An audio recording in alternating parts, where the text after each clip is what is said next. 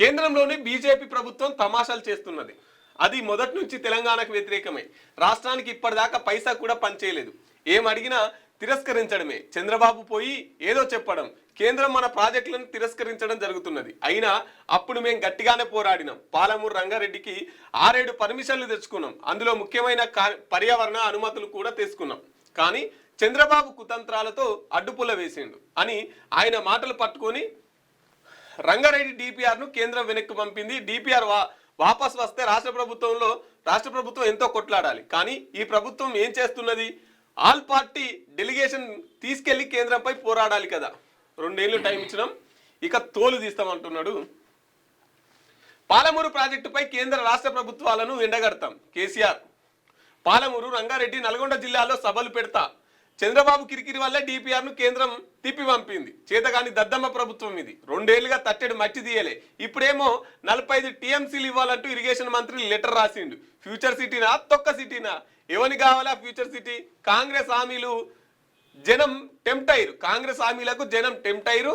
ఇప్పుడు తలలు బాదుకుంటున్నారు. 10 ఏళ్లుగా ప్రశాంతంగా ఉండే, ఇప్పుడు నడి రోడ్డుపై అత్తెలు తలెత్తుతున్నాయి. కేసీఆర్ చచ్చిపోవాలి అన్నాడు తప్ప కాంగ్రెస్ వాళ్ళు ఏం చేస్తున్నారని ఫైర్ అయ్యారు. తెలంగాణ భవన్లో బీఆర్ఎస్ ఎల్పీ కార్యవర్గ సమావేశానికి హాజరయ్యారు. పాలమూరు రంగారెడ్డి ప్రాజెక్టు విషయంలో కేంద్రం రాష్ట్ర ప్రభుత్వం తీవ్ర అన్యాయం చేస్తుందని బీఆర్ఎస్ అధినేత మాజీ సీఎం కేసీఆర్ ఆగ్రహం వ్యక్తం చేశారు. 45 టీఎంసీలు కావాలంటూ కేంద్రానికి లెటర్ ఎలా రాస్తారని, కేంద్రం డిపిఆర్ను ఎలా తిప్పి పంపుతుందని ఆయన ప్రశ్నించారు. 2 ఏళ్ల నుంచి పాలమూరు ప్రాజెక్టులో ఈ రాష్ట్ర ప్రభుత్వం తట్టెడు మట్టి కూడా తీయలేదన్నారు. 2 ఏళ్లు చూస్తూ ఊరుకున్నాం, ఇక ఊరుకోం. బయలుదేరిన వీళ్ళు అడ్డం పొడుగు మాట్లాడి కిరికిలి కారు కూతలు కూసి ఏదో చేస్తామంటే నడవదు. ఇయాల్టి దాకా ఒక కథ, ఇక నుంచి ఇంకో కథ ఉంటుంది. ఎక్కడికక్కడ తోలు తీస్తాం అని ఆయన హెచ్చరించారు. రాష్ట్ర ప్రభుత్వానికి కావాల్సినంత టైం ఇచ్చామని, ఇప్పుడు మొదటికే మోసం వచ్చే ప్రమాదం ఏర్పడిందని, అందుకే కేంద్ర రాష్ట్ర ప్రభుత్వాలపై వైఖరిని ప్రజల్లో ఎండగడతామని, నిద్రపోనివ్వమని చెప్పారు. ఇక నిన్న కేసీఆర్ దాదాపు 3 గంటల సేపు వాళ్ళ పార్టీ కార్యవర్గాలతో, వాళ్ళ పార్టీ సభ్యులతో మాట్లాడిన తర్వాత ప్రెస్ మీట్ పెట్టి 1.5 గంటల సేపు మాట్లాడిండు. ఏమని మాట్లాడుతున్నారంటే, పాలమూరు రంగారెడ్డి దీనికి సంబంధించిన విషయంలో నల్గొండ జిల్లాలలో సభలు పెడతామని చెప్పేసి మాట్లాడుతున్నాడు. చంద్రబాబు కిరికిరి వల్లే డిపిఆర్ను కేంద్రం తిప్పి పంపింది.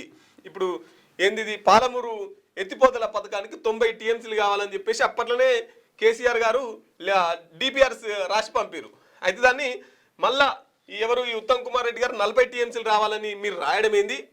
చంద్రబాబు అండతోని కేంద్రం వెనుకకు పంపడం ఏంది? ఏం తమాషాలు చేస్తున్నారు అని చెప్పేసి ఇక్కడ నల్గొండ దగ్గరలో కావచ్చు, పాలమూరులో కావచ్చు, రంగారెడ్డిలో కావచ్చు మేము సభలు పెడతాం, జనాల్ని చైతన్యవంతం చేస్తాం. మనకు రావాల్సిన వాటా కృష్ణా నది, తర్వాత గోదావరి నది నుంచి మనకు రావాల్సిన వాటా మనకు రావాల్సిందే. తర్వాత పాలమూరు ప్రాజెక్ట్ ఏదైతుందో అది పూర్తి కావాల్సిందే అని చెప్పేసి మాట్లాడుతున్నటువంటి పరిస్థితి. ఇప్పుడేమో 45 టీఎంసీలు ఇవ్వాలంటూ ఇరిగేషన్ మంత్రి లెటర్ రాసిండు. ఫ్యూచర్ సిటీనా, తొక్క సిటీనా? ఏమని కావాలా ఫ్యూచర్ సిటీ? ఫ్యూచర్ సిటీ అని చెప్పేసి 3000 ట్రిలియన్స్ ఎకానమీ అని చెప్పేసి రేవంత్ రెడ్డి కలర్లు అంటున్నారు కదా. అది యాక్చువల్లీ ఫార్మాసిటీకి సంబంధించినటువంటి భూమి. ఫార్మాసిటీ కోసం మేము సేకరించడం, దాంట్లో వచ్చి ఫ్యూచర్ సిటీ కడుతున్నాడు. అరే బడి పొరగాళ్ళకు బువ్వలేదు, బడి పొరగాళ్ళకు కల్తీ ఫుడ్ అయ్యి చచ్చిపోతున్నారు. ఈయన ఫ్యూచర్ సిటీ అని కలర్గా అంటున్నాడు. ఫ్యూచర్ సిటీనా, తొక్కనా అని చెప్పేసి ఇగో ఇట్లా ఈజీగా ఇట్లా తీసి వాళ్ళు ఎక్కడెక్కడ దేశాల ప్రధానమంత్రులను, తర్వాత దేశంలో ఉన్న కంపెనీలు అన్నీ తీసుకొచ్చి పెద్ద ఎత్తున 300 కోట్లు పెట్టి మీటింగ్ పెడితే ఈయన షీప్కి ఇట్లా తీసేసి ఫ్యూచర్ సిటీనా, తొక్కనా అని చెప్పేసి అంత సింపుల్గా మాట్లాడిండు. కాంగ్రెస్ హామీలకు జనం టెంప్ట్ అయ్యారు. ఇప్పుడేమో తలలు బాదుకుంటారు. అమలు కాని హామీలను నోరుకెంతొత్త అంతే ఇష్టం వచ్చినట్టు మాట్లాడి అమలు కాని హామీలను జనాలకు ఇచ్చిర్రు, టెంప్ట్ చేసిర్రు.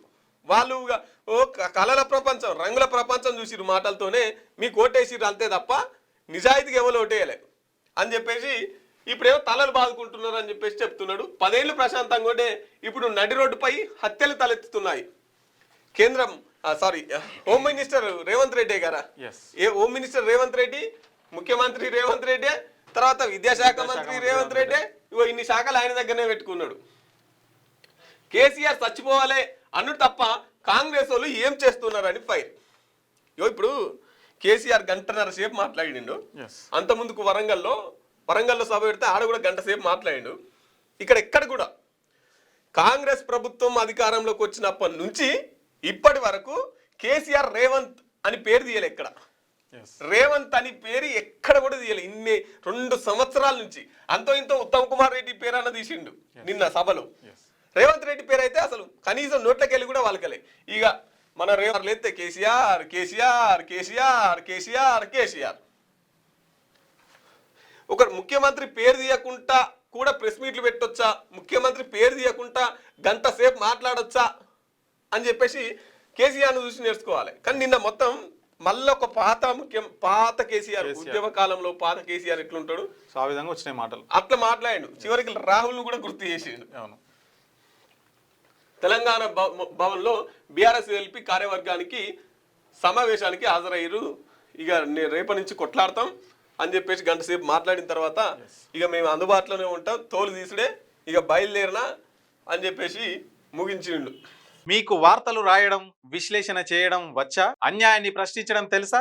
ఇంకెందుకు ఆలస్యం? క్యూ న్యూస్ మిమ్మల్ని ఆహ్వానిస్తుంది. ఉమ్మడి ఆదిలాబాద్, వరంగల్, కరీంనగర్, నిజామాబాద్, ఖమ్మం, మెదక్, రంగారెడ్డి, హైదరాబాద్, మహబూబ్ నగర్ జిల్లాలకు రిపోర్టర్స్ కావాలను సంప్రదించవలసిన ఫోన్ నెంబర్ 8688926084.